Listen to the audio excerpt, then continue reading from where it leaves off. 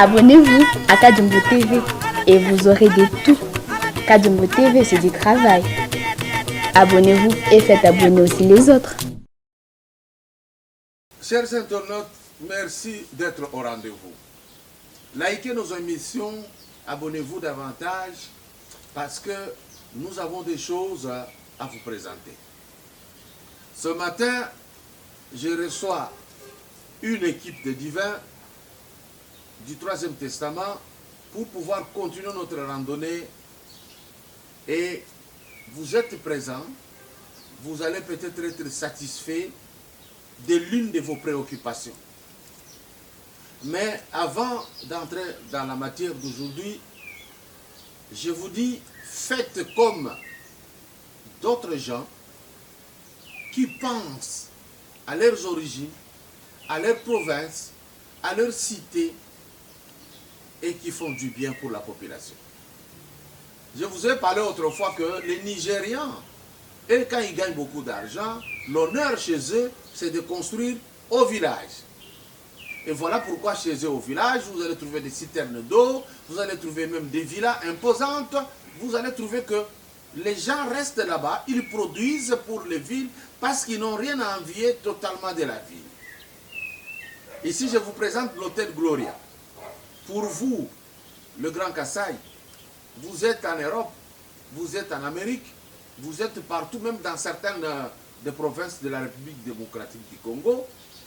La raison était que chez nous, au Kasaï, il n'y a pas un lieu où on peut aller loger pour faire nos activités agro-pastorales, ou pour même travailler les diamants, ou pour commencer à travailler le cobalt qu'on a découvert par des milliers de tonnes. L'hôtel Gloria est là et a mis tout ce qu'il faut. Même l'Internet est là, gratuitement pour les gens qui logent cet hôtel Gloria. Voici la présentation de cet hôtel Gloria.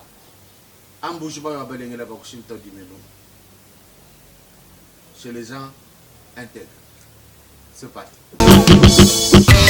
Visiteurs et visiteuses, vous tous, hôtes des tout rangs, vous qui venez à Mbujimaï et visiter la terre promise, voici un bon cadre pour votre repos, réflexion et quiétude.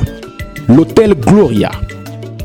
L'hôtel Gloria, le meilleur de son genre et l'unique en sa qualité. Voici ce qu'organise pour vous l'hôtel Gloria. Hébergement avec 3 types de chambres, à savoir chambre simple, monobloc, appartement. En plus du logement, vous avez droit au transport des clients assuré depuis l'aéroport jusqu'à l'hôtel, le déjeuner, la connexion internet gratuite et fluide, une baignade à la piscine assainie.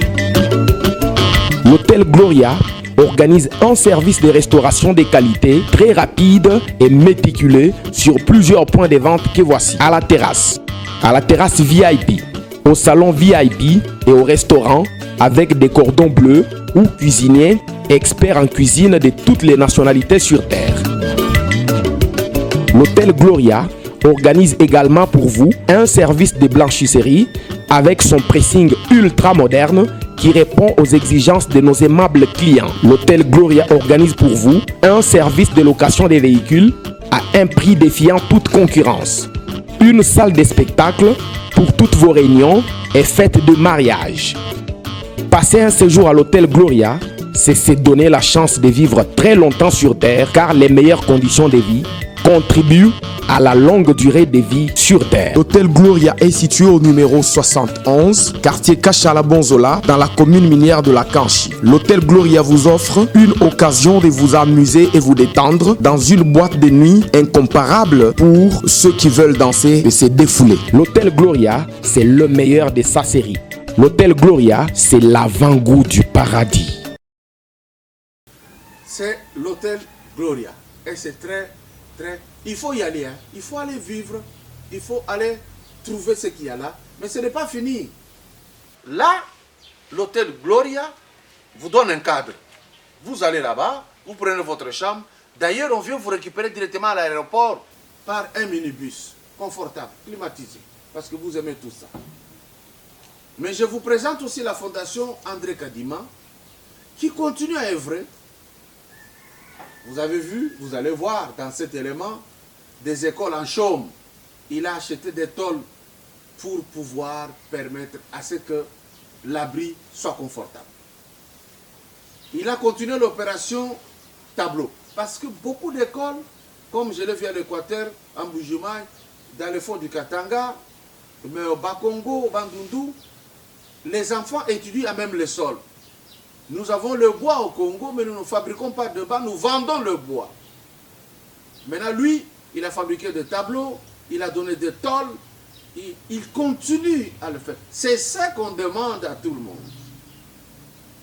Voici les œuvres de la Fondation André Kadima au Kasaï Oriental.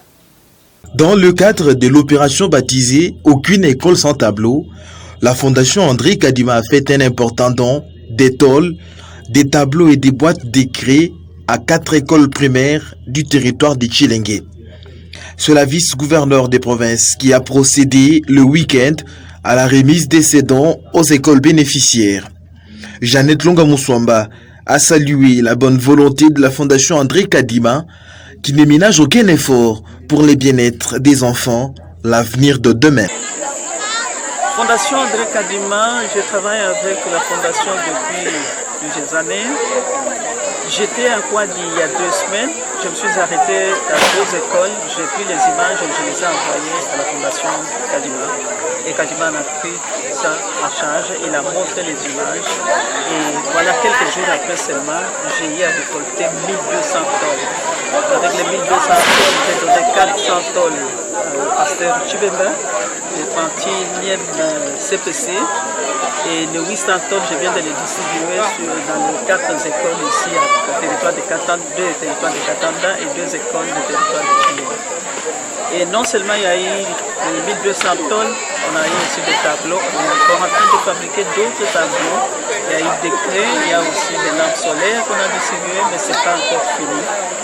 On va encore continuer, je crois demain ou la semaine prochaine, on va continuer avec des lampes solaires. Et c'est ça l'œuvre de la Fondation. Merci beaucoup à la Fondation. Merci à l'amour. Beaucoup de mecs qui donnent à la Fondation. Que Dieu assiste, que Dieu nous donne cet amour-là d'aimer les pauvres qui sont avec nous à côté. Et je crois que d'ici peu de temps, les choses vont changer. Le chef de l'État l'a dit aussi, 2021, c'est l'année où le travail va commencer. On a commencé. Quand vous regardez ce qui se passe à Kinshasa aujourd'hui, et ce que nous sommes en train de faire dans nos provinces, c'est pour dire que les choses commencent et on va aller de l'avant. Assistons le chef de l'État, là où nous sommes, dans nos territoires, dans nos provinces, nous devons nous mettre aussi au travail. Ce n'est pas à lui de venir faire ce que nous devons faire dans nos provinces. Merci à la Fondation André Kadima. Eh bien,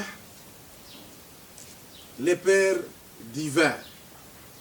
Il y a l'hôtel Gloria là-bas. Quand vous irez en Bujumaï, vous allez loger là-bas. Comme vous aurez des grands symposiums là-bas, vous allez faire à Kinshasa et puis vous allez faire là-bas. Nous avons essayé de parler dans les coulisses. Et donc l'hôtel Gloria est là. Vous voyez, vous êtes sur le domaine spirituel pour remettre les gens en confiance avec l'Éternel Créateur. Mais ici, il y a des gens qui préparent aussi les écoles où vous irez enseigner cet évangile. Alors, nous commençons par Rodi Kabouya. Moi, je n'aime pas vous appeler Rodi, vous savez. Rodi signifie quoi? Je sais pas. Vous l'avez pris comme ça? C'est pourquoi je me suis étonné quand vous m'avez appelé Rodi. J'aime bien le deuxième nom que vous avez dit. C'est parce que j'insiste, hein? Non, c'est des natures. Ça trouvait déjà des natures comme ça. C'est vrai. Kabouya signifie quoi? D'abord, c'est ça même le nom. C'est le nom que je porte. C'est le nom qui constitue le lien avec mon arrière. Voilà. Je constitue le lien avec mes ancêtres. C'est un nom de la lignée des ancêtres. Et voilà, de manière générale, c'est un homme calme et qui médite presque sur tout. Mais il y a grand risque hein, quand on médite sur tout. Hein. Presque. C'est à la périphérie de la folie. Presque. D'accord. Tu as quel âge maintenant pour être père divin? J'ai 33 ans. 33 ans, très jeune, pour s'exercer à se mettre à cet exercice. L'âge avec lequel Jésus est parti. Jésus est parti. Ah bon, tu es le fervent croyant de Jésus-Christ. Oui, le vrai Christ, pas le Christ qu'on nous a amené déformé. Hein. C'est vrai. Et Kabouya, malgré cette virage à 180 degrés, est allé aux études. Oui, tu as fait les enseignements classiques. Oui, je suis licencié en sciences économiques et de gestion. Donc, les destructeurs du pays. Non, les tissus économiques. Ce sont toujours les économistes qui tuent hein, en Afrique. Le faux économiste. Il y a des doutes d'en avoir de vrais. Hein. Avançons quand même. Et à quel âge vous avez commencé à aimer les choses spirituelles?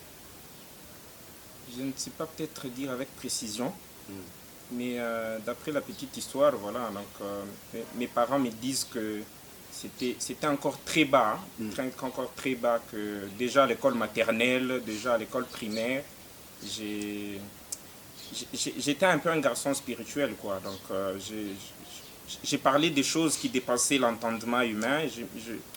J'aimais bien m'intéresser à des choses avec profondeur, quoi.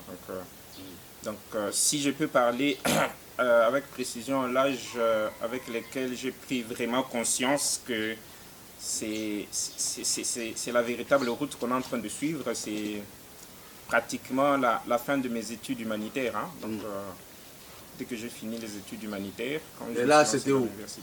À l'EDAP en Boujimai. À l'EDAP, Moulemba. Institut Moulemba, oui. Très bien. J'ai fait une conférence là-bas. Là, vous n'étiez pas encore à l'école secondaire. Probablement. C'est en 90. 90. Ouais, je crois que je n'étais pas encore. Ah, voilà, c'est bien. J'ai fait une conférence là-bas. Je connais bien l'EDAP Moulemba et les Dibo de Boakana aussi. Ah voilà, vous avez commencé à vous intéresser par vous-même ou bien il y a quelqu'un qui vous a soufflé quelque chose et qui vous a intéressé? Oui, hein, il y a quelqu'un qui m'a soufflé, il y a quelqu'un qui m'a montré, qui m'a pointé le chemin, il y a quelqu'un qui m'a orienté. Et c'est quelqu'un, c'est mon père, c'est quelqu'un, c'est ma mère. Donc c'est quelqu'un, ce sont mes parents qui m'ont mis sur ce chemin. Et sans doute ils étaient amis en Kobong.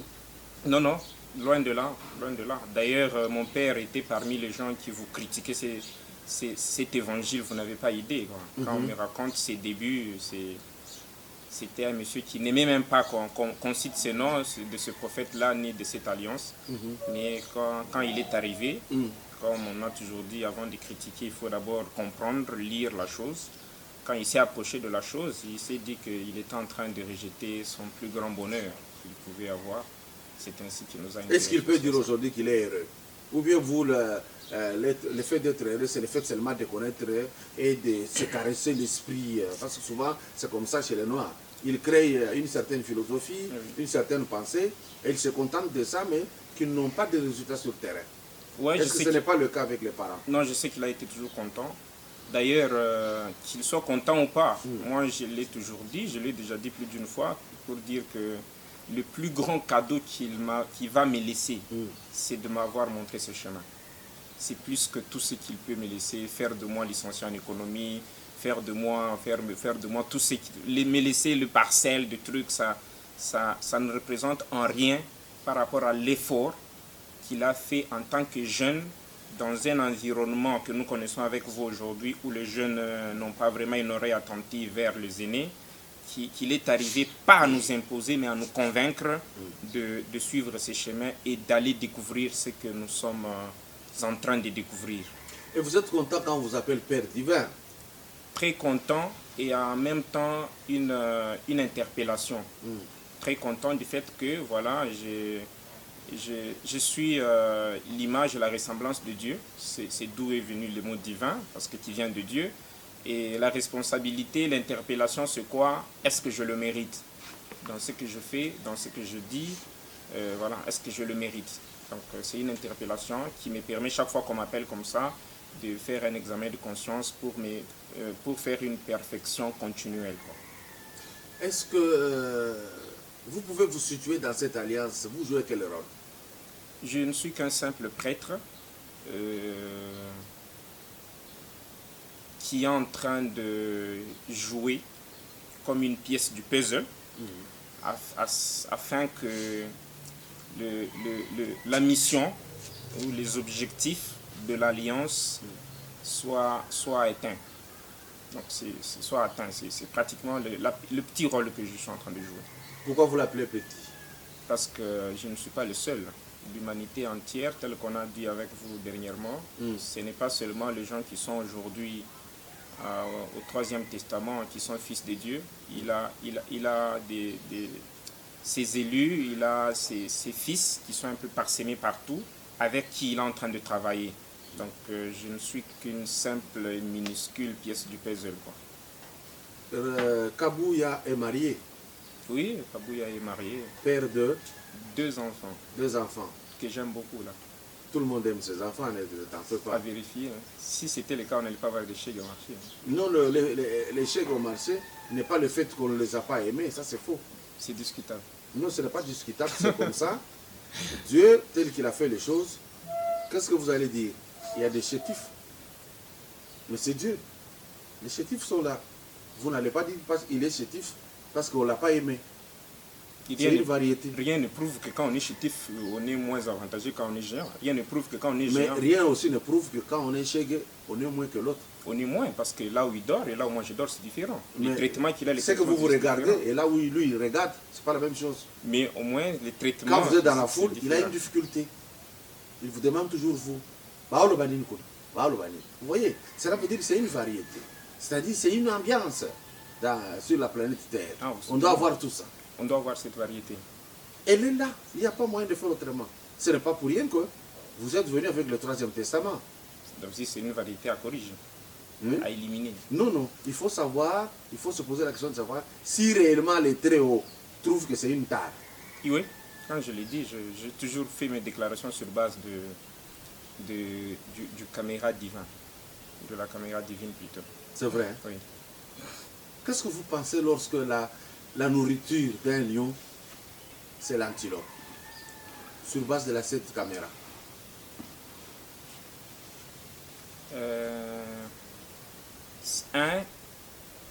Ce que nous devons savoir, et que peut-être beaucoup de livres sacrés ne le disent pas, quand on dit que l'homme s'est rébellé, l'homme a tourné dos à Dieu, généralement les gens voient que l'homme, voilà, la personne. Mais c'est que nous avons toujours insisté au Troisième Testament et que toute la nature s'était rébellée contre Dieu. Ça veut dire Satan a donné le mal. D'ailleurs, le Troisième Testament nous dit, quand Satan, la Bible nous dit, malheur à la terre, car Satan y descend animé d'une grande colère, car sachant qu'il lui reste peu de temps. Quand il est arrivé, les premières choses que Satan a commencé à déranger pour qu'il ne respecte pas l'ordre authentique avec lequel Dieu les avait créés, ce n'était pas principalement les hommes. Satan a commencé d'abord à abîmer la nature. Le fonctionnement que nous avons, même de la nature, n'est pas le fonctionnement authentique. C'est pourquoi aujourd'hui, Pakadombo, je ne disconviens pas. Il y a une plante qu'on vous dit qu'en 1960, cette plante soignait telle maladie. Mais vous arrivez qu'en 2010, ça ne soigne plus cette maladie. On va vous dire qu'au commencement, il y avait un tel animal qui jouait tel rôle, mais finalement, après, qui ne jouait plus ces rôles-là. Ça veut dire, l'aspect que vous êtes en train de dire est que, en résumé, je vais dire, l'ordre natal qu'on veut restaurer dans l'humanité n'est pas seulement dans l'homme, mais dans toute la nature. Parce que ça tend à déranger l'air, ça tend à déranger les animaux. Les serpents n'étaient pas faits pour que quand ils nous voient, qu'ils puissent nous mordre. C'est un ordre qui est dérangé. Il pouvait passer ici, voilà. Je pouvais même parler avec le serpent pour lui dire que, est-ce que tu peux me laisser là parce que là tu es en train de déranger, va au coin là. Il part au coin. Pourquoi ça ne se fait plus? Il y a un ordre qui a été dérangé. Si les lions sont en train de manger notre animal, est-ce que c'est à nous de s'interroger? Est-ce que c'était ça l'ordre natal? C'est comme un humain qui mange un autre humain. Est-ce que c'est ça l'ordre natal? Parce que ça s'est fait aussi. Parce que c'est ça l'ordre natal. Donc c'est dans cet angle-là que je suis en train de prendre ça. Dans deux mots, Dieu était incapable de diriger sa propre créature, Satan. Un nom en majuscule. Je dis un nom en majuscule. Dieu n'est pas incapable de diriger sa propre créature. Où ça lui fait plaisir de le laisser faire, déranger l'ordre de tout. Et lui, il est là au ciel. Il laisse déranger l'ordre. Et puis, il amène l'évangile pour vous soulager. Ok. Dès le commencement, on a toujours dit, d'ailleurs plusieurs religions le répètent, que l'homme a été engendré à l'image, à la ressemblance de Dieu. Premier élément. Ça veut dire Dieu prenait l'homme pour son semblable. C'est pourquoi dans plusieurs livres sacrés, il dit vous êtes aussi des dieux. Aujourd'hui. La troisième alliance. Avec cette explication tout de suite, là, oui, nous sommes dans la troisième alliance. Exactement. On avance. La troisième alliance, c'est Marie aussi, hein, cet aspect de choses. Que voilà, l'homme étant à l'image, à la ressemblance de Dieu, l'homme avait ce qu'on appelle, voilà, Dieu, ce que les autres livres sacrés ne disent pas clairement, le mal, la force du mal et la force du bien. Ça veut dire, ou bien le bien et le mal, c'est Dieu qui s'est auto-engendré avec ces deux forces.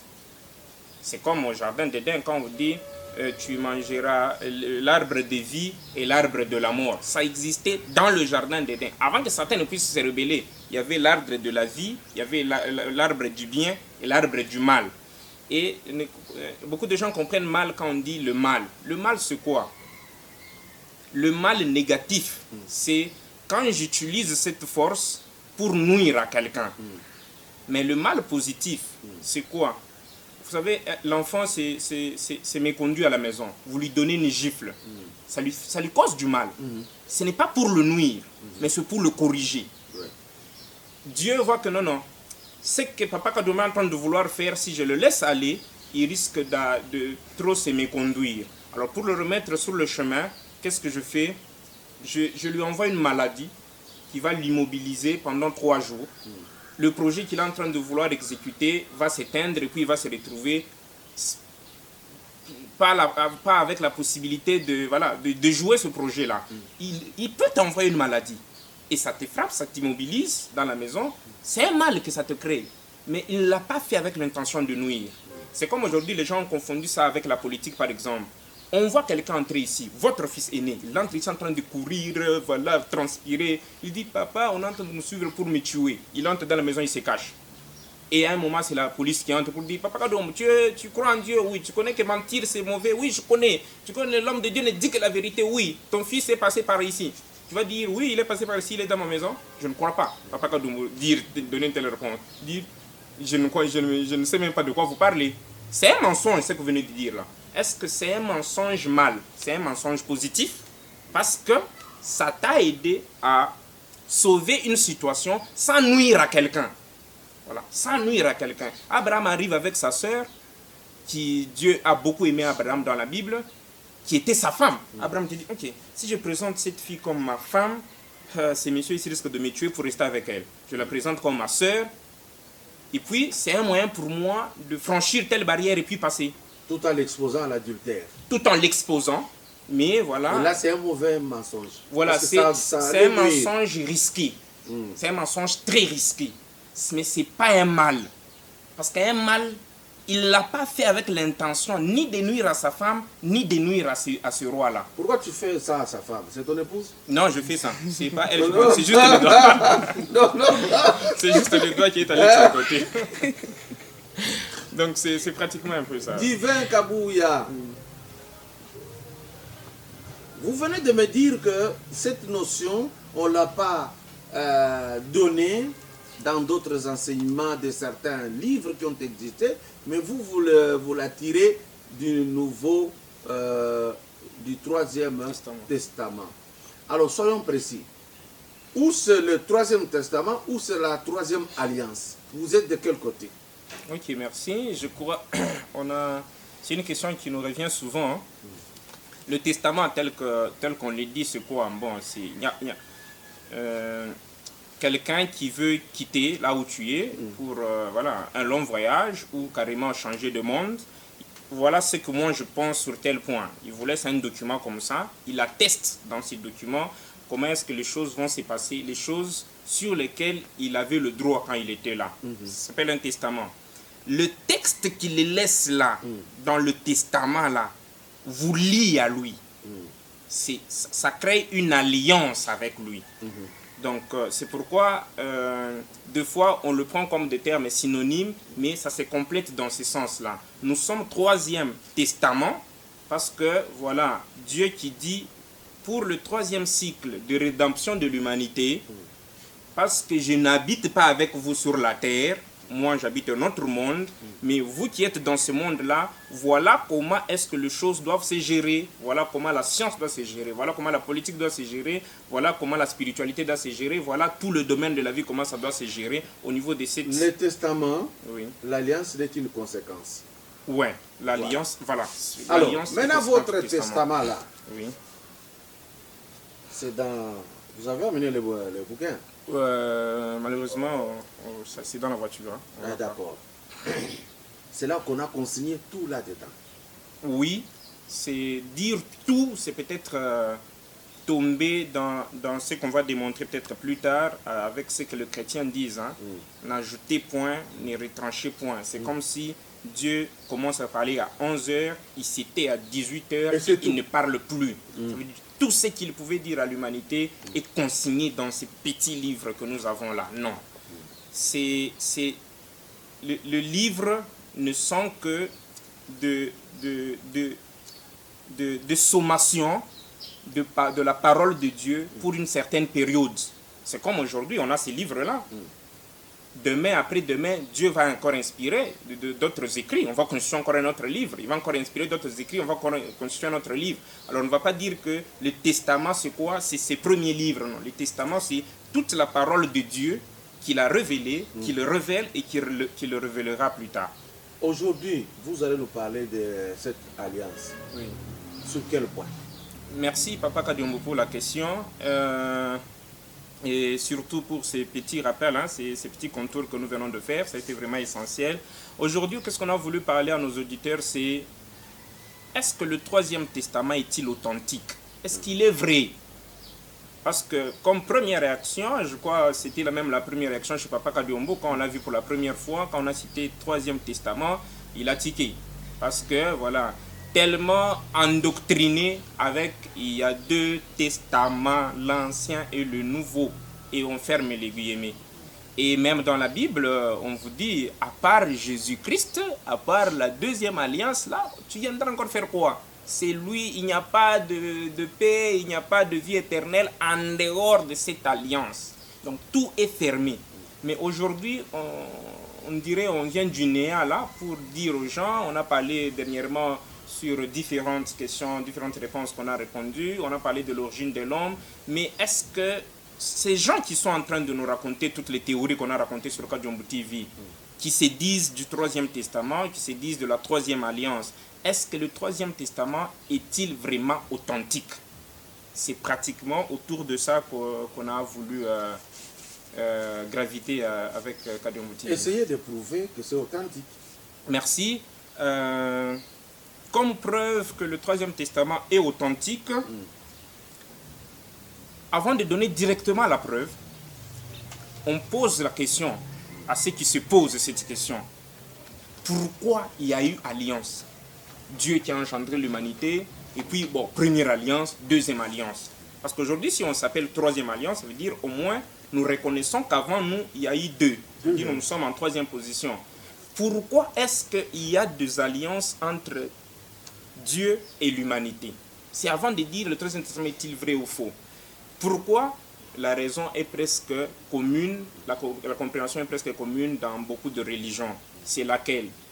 Dieu a engendré l'homme à son image, à sa ressemblance, il habitait les jardins d'Éden. Finalement, nous partons en résumé pour arriver à la réponse.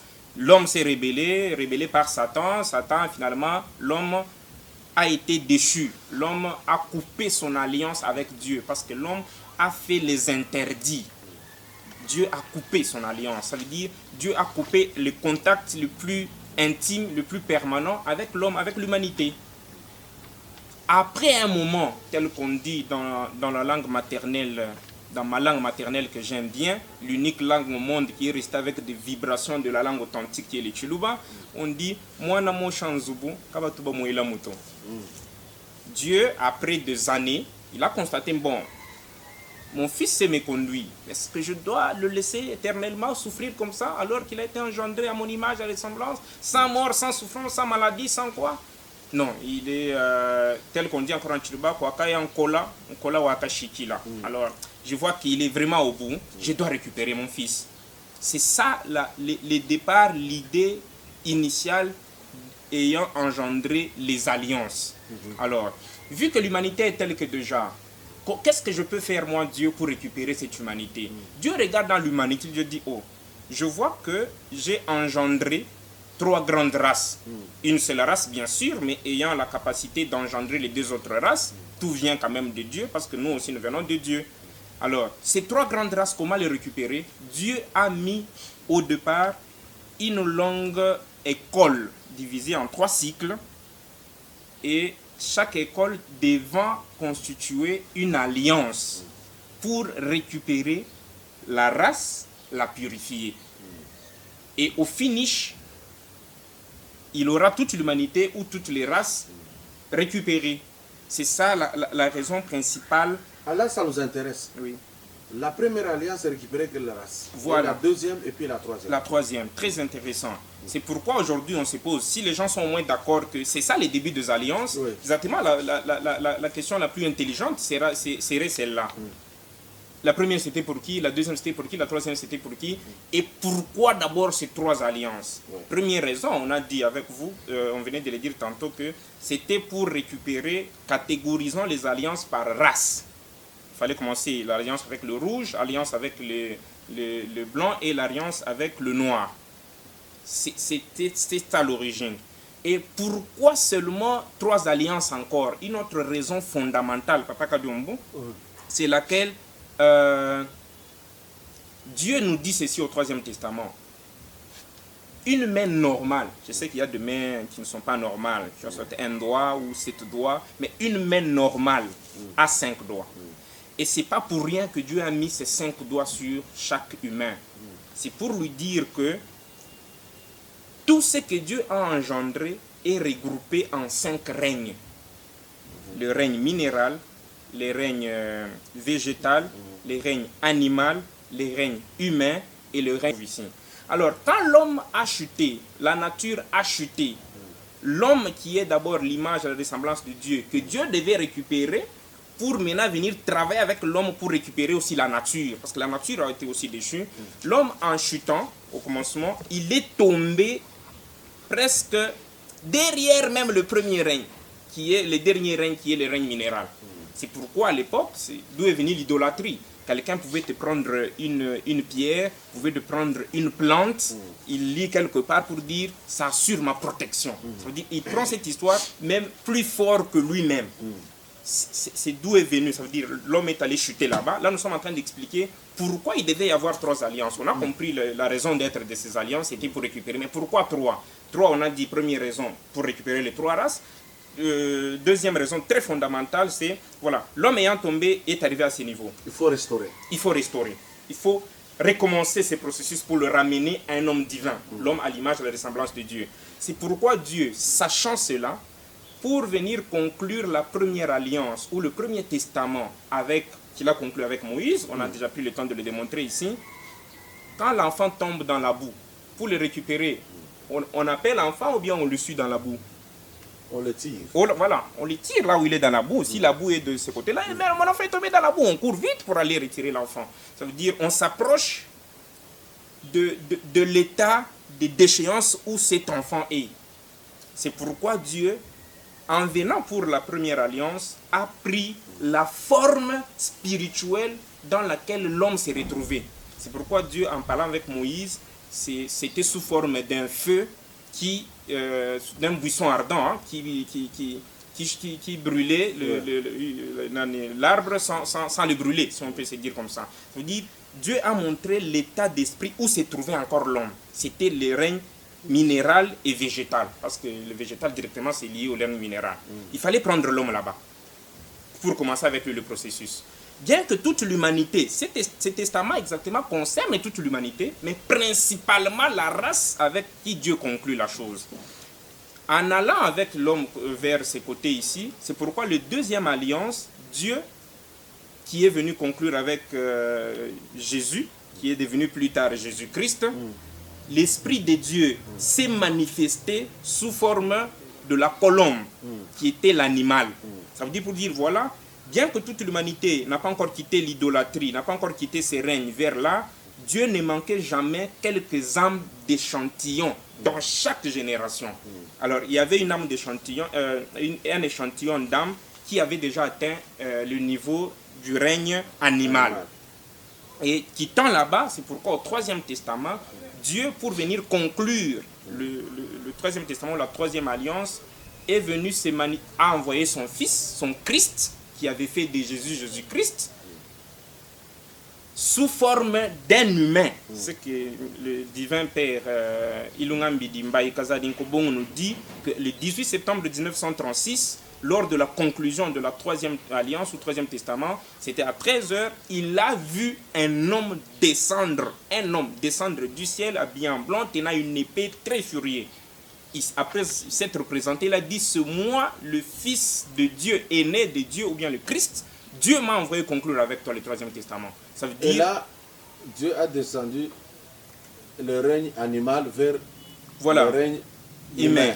Ça veut dire il y avait déjà un échantillon d'âme, y compris l'âme de celui avec qui il était en train de parler, que l'humanité, d'après les processus de Dieu, Dieu était déjà avec un échantillon d'âme qui était déjà à l'état humain. C'est pourquoi, voilà, lors de la conclusion, il s'est manifesté sous forme d'un humain. Et avec comme objectif, tel qu'on le répète avec vous chaque jour, c'est de ramener l'homme à cette dimension, qui est la dimension divine. C'est pourquoi vous m'avez posé la question ici au début, vous vous sentez comment quand on vous appelle divin? Je dis, ça me fait du bien d'apprendre que je suis l'image et la ressemblance de Dieu, je viens de Dieu, mais c'est une interpellation pour dire, est-ce que je continue à être un simple humain ou suis-je en train de tendre vers un humain divin?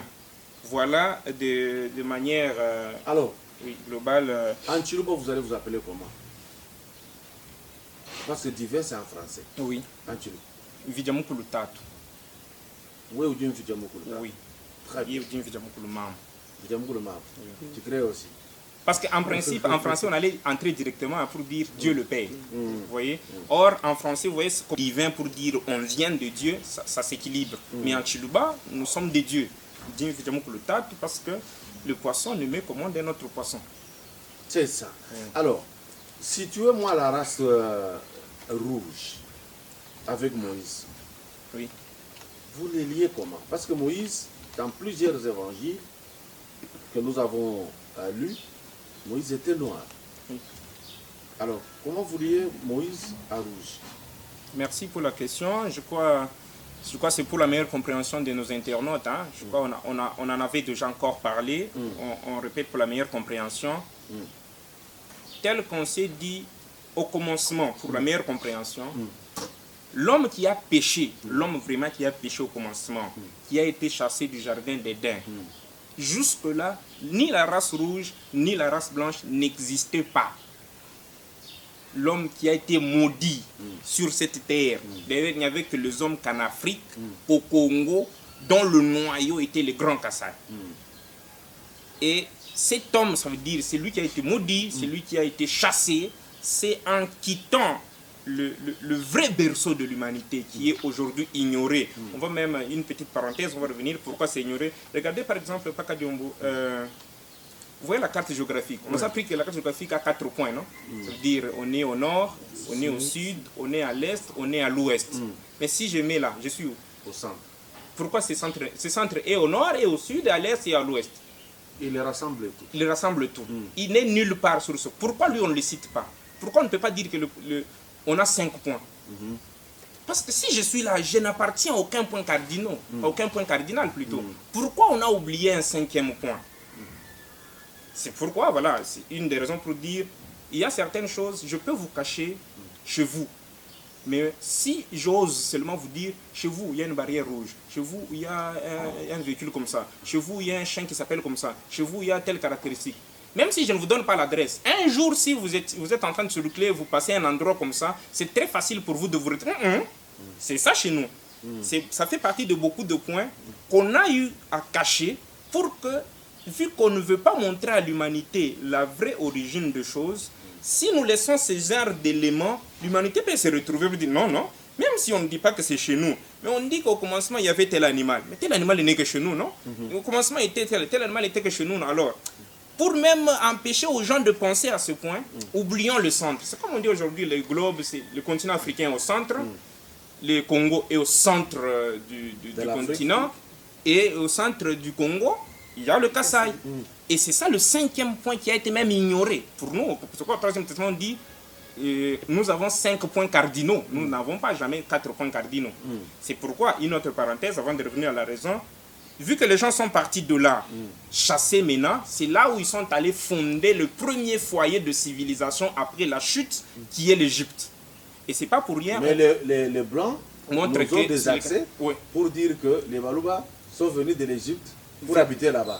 Alors que c'est le contraire. C'est pratiquement le contraire. C'est pourquoi moi je vous avais flashé dernièrement pour dire que la cession de M. Félix Tshilombo à la tête de ces continents, que stratégiquement, comme on a toujours dit, Dieu c'est le plus grand planificateur, stratégiquement avant d'occuper cette chaise de l'Union africaine, à 2 doigts, il a fréquenté un pays.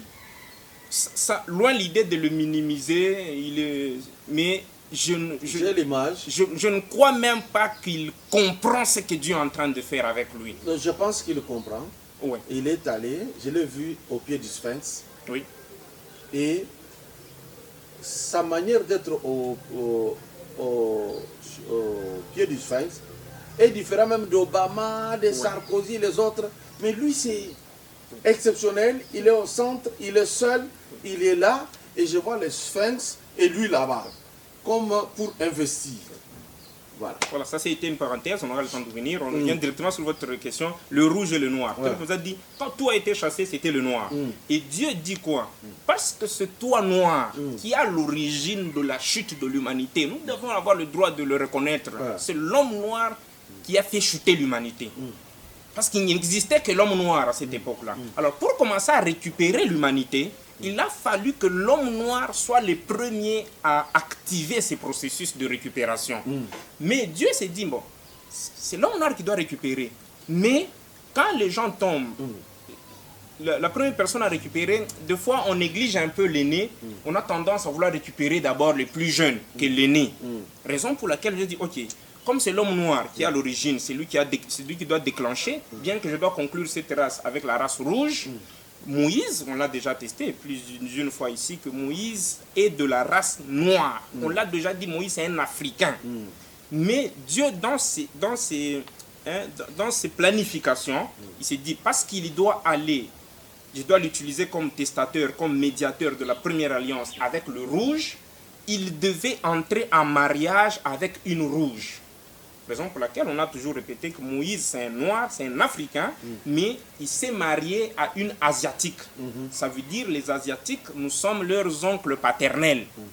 C'est pour ça, voilà, cette unité de mariage, c'est qui a fait des choix, qui a créé la déchéance de l'humanité avec le peuple qu'on devait relever ou avec lequel on devait conclure la première alliance. Il fallait, voilà, l'homme devait se marier avec la femme de ce peuple-là pour arriver bien à libérer ces peuples-là.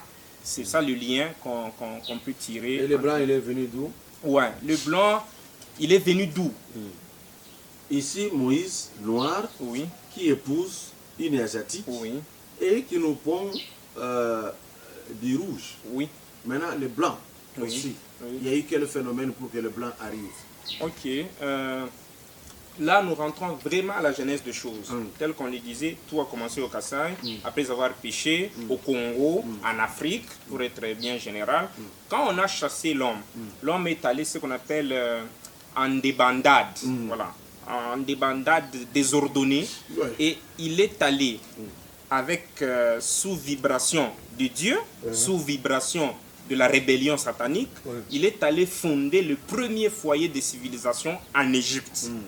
C'est à partir de l'Égypte, d'après la révélation du livre du Troisième Testament, c'est à partir de l'Égypte que Dieu a permis l'activation de cet attribut qui était ancré dans l'homme noir de produire les autres races. Ça veut dire les autres races, telles qu'on a dit, on l'a déjà démontré dernièrement, ont commencé à partir de l'Égypte, amenés à l'existence par le noir eux-mêmes, mais ayant l'attribut de produire les deux autres races. Alors la race rouge est partie de l'Égypte vers l'Asie et la race blanche est partie de l'Égypte vers l'Europe. Voilà les deux origines de ces deux races-là. C'est pourquoi Dieu, on l'a même déjà démontré dernièrement encore, pour prouver à l'humanité avec le signe physique que c'est de ce noir qui provient les deux autres races, on l'avait déjà démontré la fois passée, voilà, ici c'est rouge, ici c'est noir et ici c'est blanc. Un signe qu'on ne peut pas retrouver chez les deux autres races. Et cet attribut continue à fonctionner chez l'homme jusqu'à maintenant, mais de manière un peu dégradée. Noir et noir, on met au monde un Sakimwabi, qu'on appelle comme ça, c'est pratiquement du rouge, et un noir et noir qui met au monde un Chitoka Toka qui est pratiquement le blanc. Et un noir et noir, il met au monde un autre noir, ce qui ne se fait pas avec les autres races. Alors là, Moïse rouge, Jésus blanc. Oui. Moïse rouge, Jésus blanc, et on l'a aussi dit dernièrement. Blanc, pourquoi? Voilà. Une fois Moïse a déclenché le processus, ça veut dire, tel qu'on a dit, à chaque alliance, Dieu ne manquait pas d'avoir un échantillon d'âmes ayant évolué. Alors, vu que le noir a déclenché, il fallait que maintenant le processus continue. Or, Dieu ne pouvait pas aller prendre, parce que la deuxième alliance était pour le blanc, ne devait pas aller se choisir une âme chez les blancs, parce que eux jusque-là il n'y avait aucune alliance avec Dieu. Il devait choisir dans l'échantillon de la première alliance. C'est pourquoi il est allé choisir dans l'échantillon de la deuxième alliance, de la première alliance, Jésus. Et l'histoire a démontré que c'est vrai, parce que même Jésus l'a dit. Nous, au Troisième Testament, Dieu nous dit, si Jésus est venu seulement, or, devant conclure la deuxième alliance qui était attribuée au rouge, mais Jésus un blanc, c'est pour cette raison-là, parce que c'est l'échantillon entre le rouge et le blanc qui était un peu évolué spirituellement avec la première alliance de Moïse. Et deuxième raison, c'est pratiquement quoi? Jésus, même quand il parlait aux gens, vous sentez que cette alliance n'était pas proprement pour les gens avec qui il évoluait. Parce qu'il a dit, on dirait Jésus faisait ce qu'on appelle tentative de récupération encore. Mais plus tard, il leur a dit clairement que combien de fois ai-je fait l'effort de vous rassembler comme une poule rassemble ce poussin? Vous ne m'avez toujours pas compris. Israël, Israël, Dieu a envoyé des prophètes, vous les avez lapidés. Dieu a envoyé, vous les avez tués. Retenez que votre maison vous restera déserte. C'est clair. Et le royaume de cieux vous sera ravi et sera donné à un autre peuple qui emportera le fruit. C'est pour dire que les peuples qui étaient spirituellement destinés à porter les fruits de la deuxième alliance n'étaient pas la race blanche, n'étaient pas la race rouge. Mais ce que lui faisait, bon, l'angle de l'échantillon dont nous venons de parler, mais stratégiquement, l'histoire l'a prouvé, comment les gens ne savent pas expliquer comment est-ce que ça peut jouer que le christianisme soit parti de Rome, et de Jérusalem à Rome, et c'est à partir de Rome que, voilà, de l'Europe que les choses... Si aujourd'hui, voilà, le christianisme est éclaté, ce n'est pas parce que ça vient d'Israël, au contraire, parce que ça vient de l'Europe. C'est ça un peu le lien qu'on peut aussi établir entre... Vous savez, nous allons chuter. Nous n'allons pas tout traiter. Nous reviendrons la semaine prochaine pour avancer encore davantage. Mais il y a une question. Les gens nous harcèlent. Vous avez essayé de répondre. Répondez encore. Les gens veulent lire les écrits de la Troisième Alliance. Ils insistent. Vous êtes au courant. Oui. Et comme ils me posent trop de questions, j'aimerais que vous donniez votre numéro d'appel, qu'ils vous appellent en direct. Comme ça, vous avez des éléments de réponse à donner pour les adoucir. Finalement, ils me prennent pour un aventurier parce qu'ils trouvent que moi, je gêne. Je refuse qu'ils entrent en contact avec vous. Alors, donnez votre numéro d'appel pour que vous soyez en contact et dites quand est-ce que vous allez mettre les écrits. Même c'est gros peut-être, il y a moyen d'y aller par palier. Parce que même moi personnellement, j'ai du mal à faire une émission avec vous parce que je ne lis pas les écrits de la Troisième Alliance. Voilà. Oui, merci, Papa Diombo. C'est une remarque importante. Je crois que vous avez déjà eu le temps de la faire plus d'une fois et nous vous garantissons que c'est une remarque qui est très bien notée.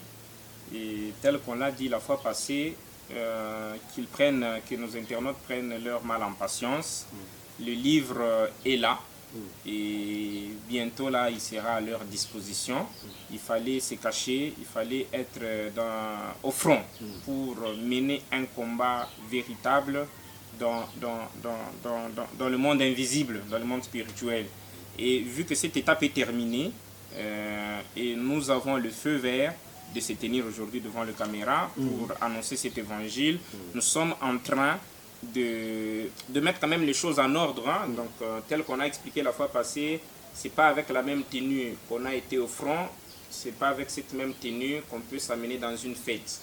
Alors, l'évangile, c'est quelque chose qu'on doit porter aux yeux de tout le monde, mais il faut qu'on mette un peu de l'ordre du point de vue quelques petites erreurs de saisie, surtout que c'est un livre sacré. On ne veut pas tomber dans la même chose avec ce que les deux alliances ont connu, falsifier les écritures ou bien commencer à publier des choses qui se contredisent. Alors il faut qu'on se rassure, vu que dans la saisie première, c'était d'abord à usage interne, maintenant que ça veut sortir, est-ce que ce que nous sommes en train de vouloir sortir est-il authentique, est-il à 100% à ce que le manuscrit original du testateur a laissé. C'est pratiquement dans cet ordre-là. Ils auront ce livre.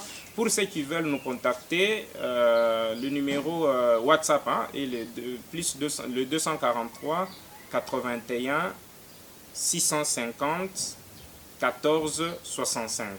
243 81 650 14 65. Très bien. Parce qu'ils vont vous contacter sur la Troisième Alliance.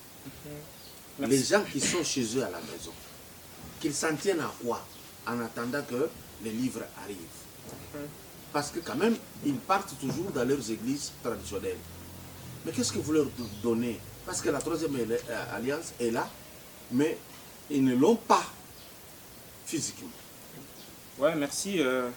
Tout ce qu'on peut leur dire à ces stades est que s'il y a Troisième Alliance, s'il y a Troisième Testament, on l'a dit, on le répète, c'est parce qu'il y a eu Première et Deuxième Alliance. Et on le dit, on le répète encore, ces deux premières alliances sont déjà déchues. Ça veut dire elles ne lient en termes d'alliance. S'il vous plaît, elles sont déchues ou bien révolues? Révolues, déchues, révolues, inefficaces, inopérantes. Voilà. Elles sont vraiment inopérantes et inefficaces parce qu'il n'y a plus, ces deux alliances ne lient plus l'humanité à Dieu. Ces deux alliances, Dieu ne travaille plus avec ces deux alliances pour conduire les événements mondiaux. Dieu travaille. Maintenant, nous parlons avec vous avec la troisième alliance, avec le troisième testament. Cela ne veut pas dire que quand ils se retrouvent dans leurs églises en train de prier Dieu, Dieu ne les écoute pas. Non, Dieu les écoute. Parce qu'il y a même certaines personnes qui sont là, pas parce qu'ils l'ont voulu, mais parce qu'ils ignorent encore ces messages, parce que ils n'ont trouvé que ça. Ils n'ont trouvé que ça. Alors que physiquement, ces alliances-là, c'est comme je peux ne pas être en contact permanent avec mon voisin, mais voilà, je peux passer, lui jeter un petit bonjour, mais voilà. Ce n'est pas parce que je ne suis pas en contact qu'il n'existe pas. Qui n'existe pas, voilà. En tant que parent, ils continuent à exercer, mais pour leur donner au moins peut-être, pour terminer, les quelques caractéristiques qui montrent exactement que cette alliance n'est plus, cette alliance était là, mais ne vit plus, voilà. Les deux alliances sont là, parce qu'on voit les églises, comment vous dites que les alliances sont les frères? Ils sont là, mais ces alliances ne vivent plus. Il n'y a pas de vie dans cette alliance-là. C'est quoi les caractéristiques? Dieu nous dit au Troisième Testament que la toute première caractéristique de la vie d'une alliance, c'est qu'il laisse son fils aîné, qui est Christ, se manifester dans le représentant de cette alliance. Et la vibration de cette représentation se transmet dans les différents prophètes tout autour de ces représentants. À travers ces prophètes, Dieu donne sans couper, sans arrêt, de révélations ou de nouvelles saintes écritures. Or, si nous vous regardez, pour montrer que notre robinet continue à donner, c'est quand on l'ouvre, on sent qu'il y a toujours de l'eau qui doit couler. On dit les nouvelles saintes écritures doivent continuer. Mais malheureusement, vous serez d'accord avec moi que depuis qu'on a commencé avec Genèse, qu'on a terminé avec Apocalypse, il n'y a rien de nouveau. On dirait Dieu ne parle plus. C'est pour nous démontrer le signe de la déchéance. Ça veut dire ces vibrations sont déjà parties, ils sont restés avec les écrits, mais les écrits sans vie. Parce que ce qui donne vie, c'est Christ qui est dans ces écrits-là.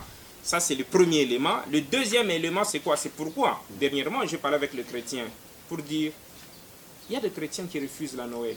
Il y a des chrétiens qui fêtent la Noël. Nulle part dans la Bible, on parle d'un 25 décembre. C'est quoi le problème?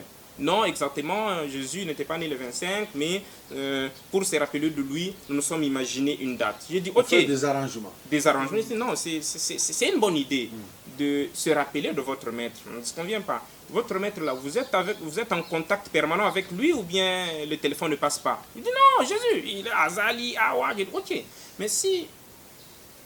Moi, je suis marié. On dit l'église, c'est la femme du Christ. Tel qu'on le dit, on le répète. L'église, l'époux, notre époux viendra prendre sa femme. Ton mari, vous êtes avec ton mari, tu es la femme. Après quelques années, le mari voyage. Tu te rends compte que tout le temps qu'on a passé avec le mari ici, je n'avais pas sa date d'anniversaire. Mais comme il est loin, je peux quand même commencer, même le jour de l'anniversaire, je fête. Le premier réflexe que tu dois avoir, c'est quoi? C'est prendre ton téléphone. Allô chérie, tu étais né quand? Je viens de perdre le papier où sur lequel j'étais écrit. Et pourquoi est-ce que vous ne l'appelez pas? Là où il est, il n'y a pas de réseau? Ou bien c'est votre téléphone qui n'a pas de charge? Donc on comprend qu'exactement, il y a coupure.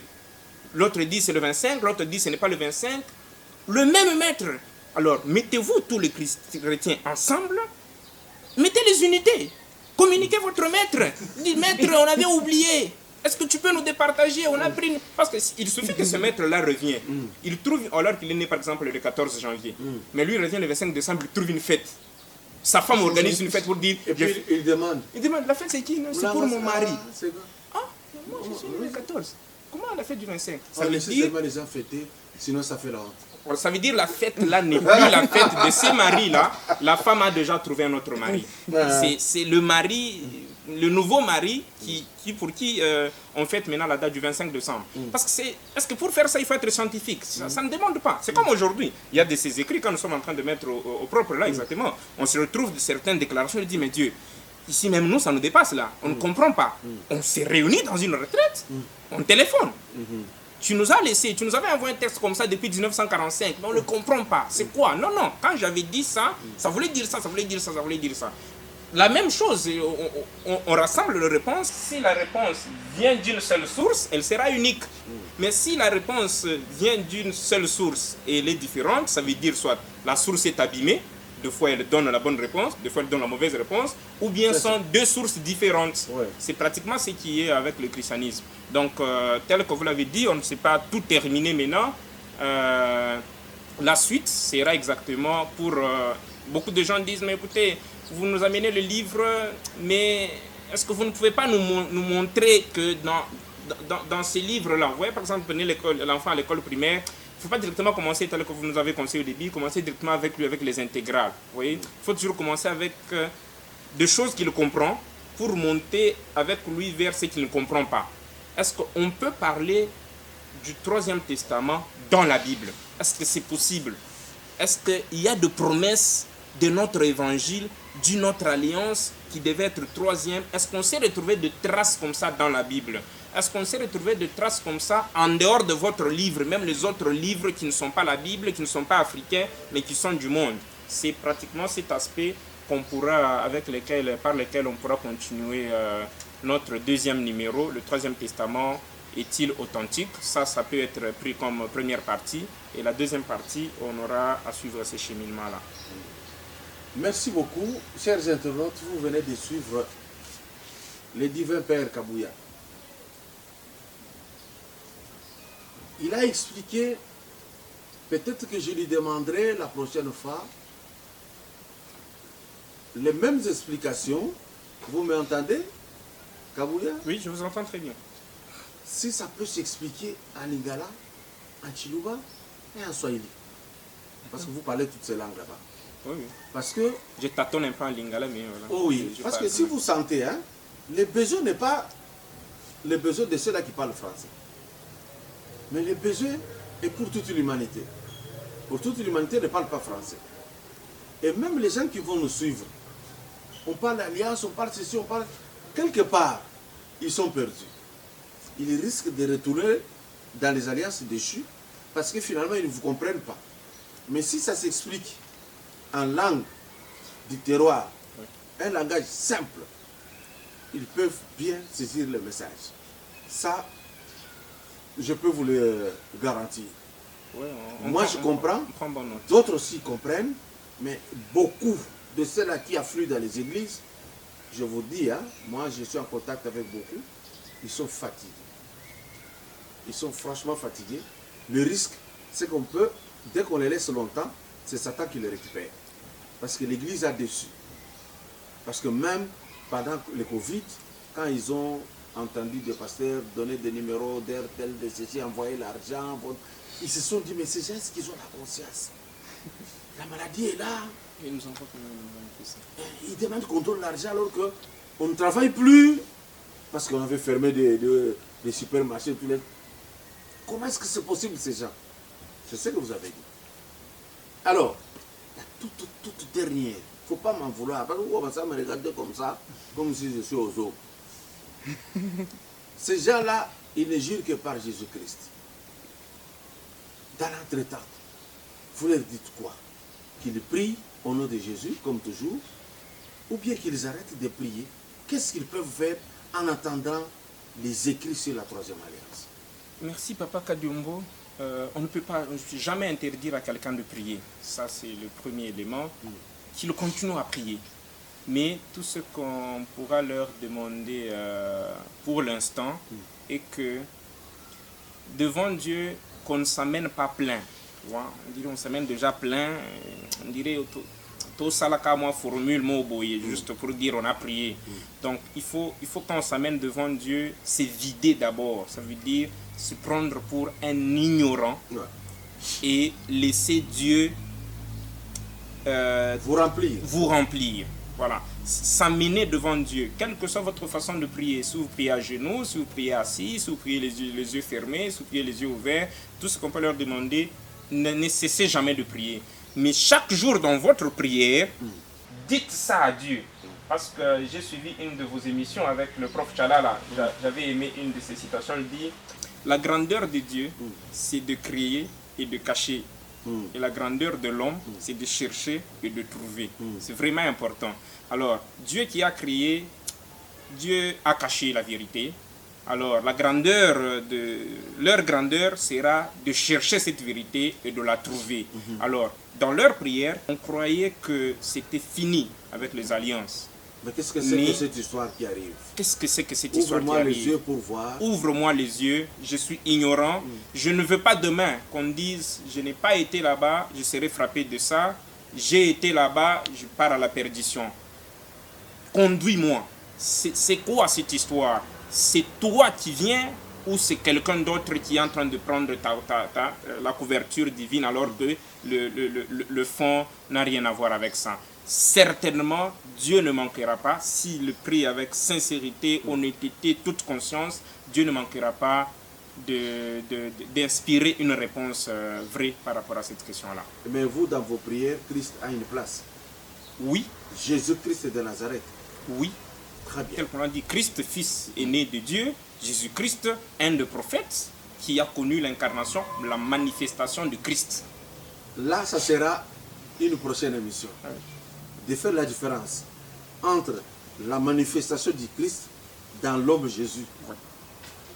Si le même Christ peut se manifester dans divin Kaboué. Exactement. Voilà. Là, il faudrait qu'on arrive à faire des émissions pour qu'ils comprennent comment savoir qu'il se manifeste à moi. Et pourquoi Christ? Pourquoi toujours ce terme-là? Et ce terme-là, Christ, si on l'enlève dans notre langue, on peut l'appeler comment? Ça sera très important. Merci d'être venu. Merci franchement. C'est bien que les autres n'ont pas parlé. Hein. Je pense que vous êtes comme les gourous. Hein.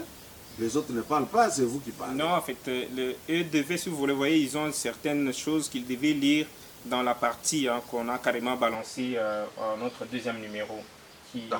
Donc le deuxième numéro, ouais. Ils vont parler. Exactement. Donc qu'ils ne m'en veulent pas, ils risquent de rentrer fâchés contre moi parce qu'ils n'ont pas parlé. Non, madame est fâchée, c'est pourquoi je dis ça. Non, c'est pas fâché. Ah, heureusement. La divine mère est fâchée. Sinon, elle femme, soyez soumise à vos maris. Franchement. Non, sincèrement, vous m'avez envoyé un élément, je l'ai déjà. Là où on dit la race noire, c'est là où il y a Dieu. C'est là où il y a le vrai Dieu.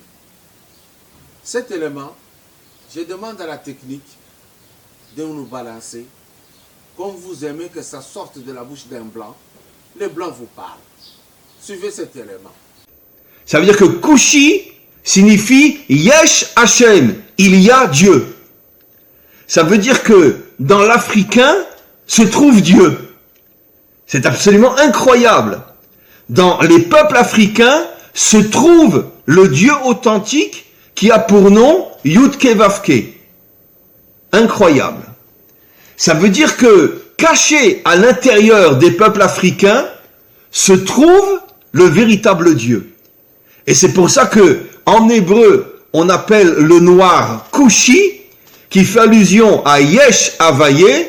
Dieu se trouve à l'intérieur des peuples africains. Incroyable. Incroyable. On va aller plus loin. Là, vous vous tenez bien, vous attachez vos ceintures pour pas tomber. Le mot Mashiach. Mashiach en hébreu, c'est le Messie. Le mot Mashiach, quand on tourne les lettres sans les changer, les deux premières lettres, c'est Mem Shin, qui veut dire Shem.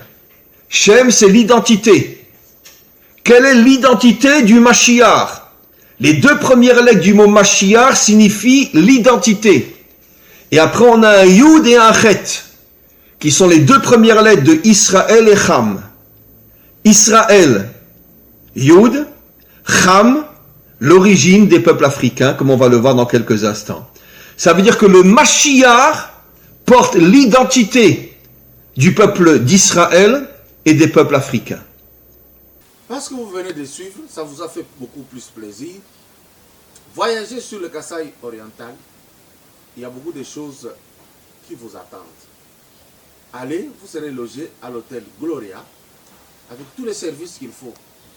Vous les Kasaïens, vous voulez manger seulement ce que vous aimez. Du chicha, du lombu, voadi, chimpwende. Vous avez des noms bizarres, hein, comme repas. Vous allez trouver ça. Cet hôtel vous donne tout. Si vous voulez, parce qu'un Kassaïen qui attrape beaucoup d'argent, il change même la démarche.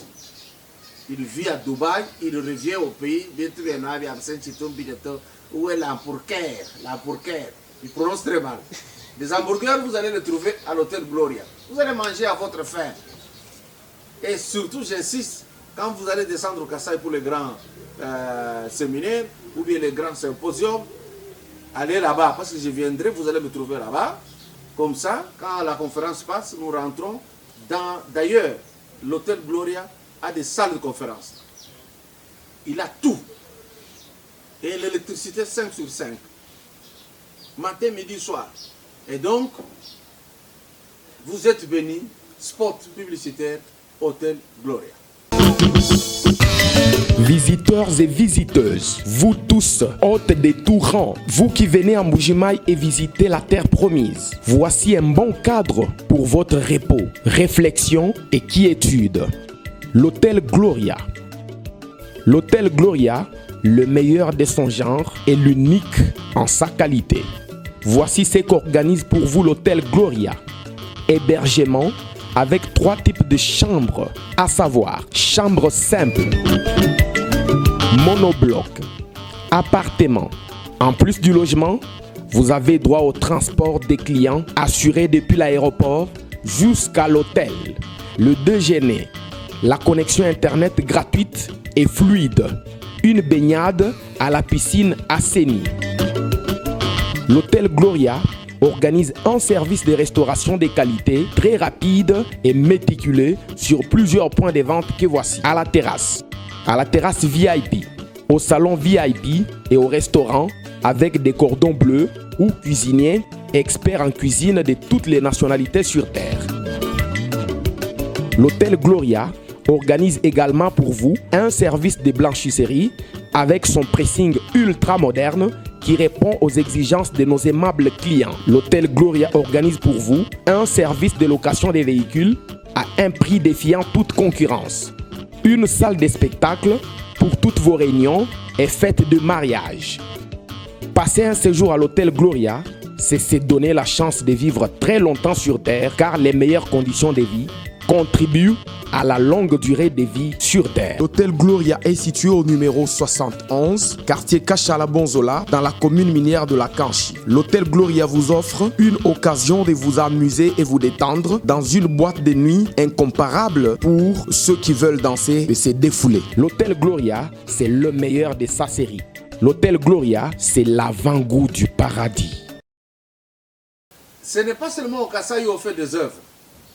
Je vais vous présenter ici, mais j'aimerais qu'on m'écrive par les gens du Kivu où il y a une école moderne. Je ne sais pas si c'est le grand scientifique Denis Mukwege qui est à l'origine, mais quand même, moi je vous passe l'image. Regardez cette école construite au Kivu, moderne, mieux équipée. Non, je suis flatté. Et vous, les gens du Kassai et du Katanga, faites des écoles au modèle de cette école que je vous présente. VTR.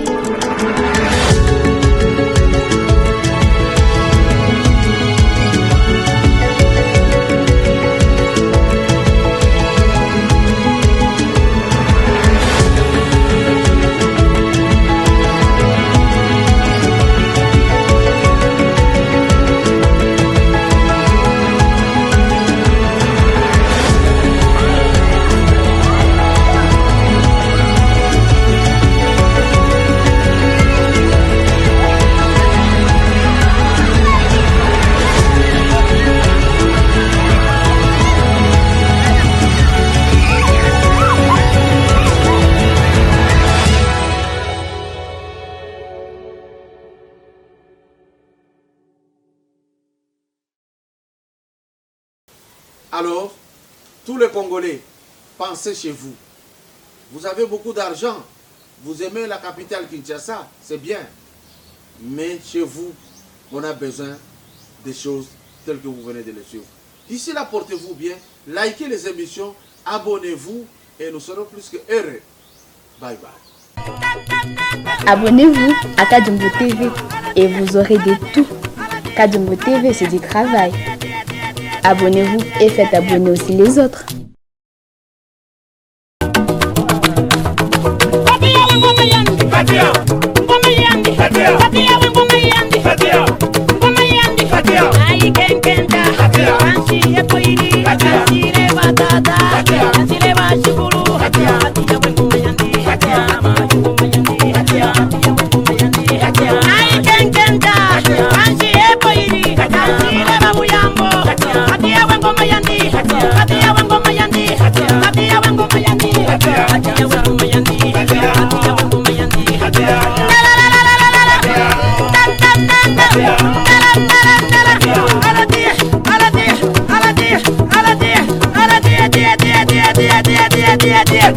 I can't